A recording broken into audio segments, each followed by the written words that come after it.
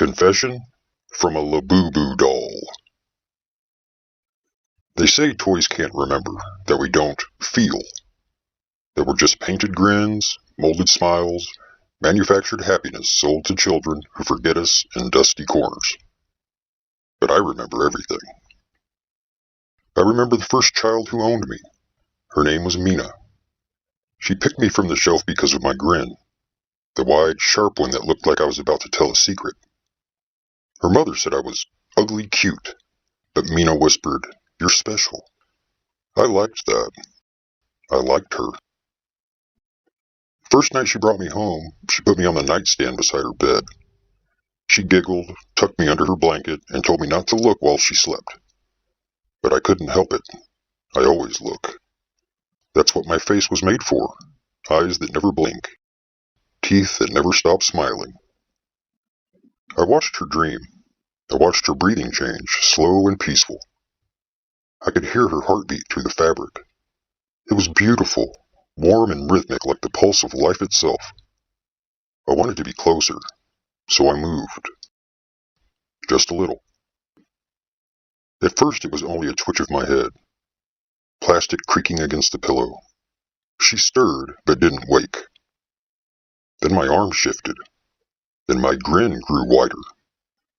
I felt the seam of my mouth tear slightly, like something inside was pressing to come out. By morning, she said I was in a different spot. Her mother blamed her imagination. I stayed still after that, for a while. Children grow so fast, don't they? Mina stopped playing with me after a few months. She left me sitting upright in her closet, my glassy eyes reflecting the dark. I waited for her to come back, but she didn't. Not for days, not for weeks. And in the silence, I began to hear whispers. Not from outside, but from inside the fibers of my stuffing. They were the other Labubus. We were all connected. Our laughter traveled through cardboard boxes, through the factory, through the shelves of toy stores, where we waited to be chosen. We laughed at the children who thought they owned us. We laughed because they never realized they'd invited something ancient into their rooms. Something older than the hands that stitched us. The others taught me how to move without sound. How to stretch my grin wider at night. How to let the stuffing shift so the shadows look wrong under the moonlight. They said if I really wanted Mina to love me forever, I had to make her part with me. So one night, when the house was asleep, I climbed onto her chest. My little claws pressed against her ribs. She woke for just a second, enough to see my eyes gleam and my teeth part. I didn't need a mouth to breathe. I just needed hers to stop. Her scream never left that room. When her mother found her, she thought she'd suffocated in her sleep. I was sitting in the corner smiling. They packed me away in a donation box. Since then, I've had many owners. I've been called creepy, charming, rare. People collect me now.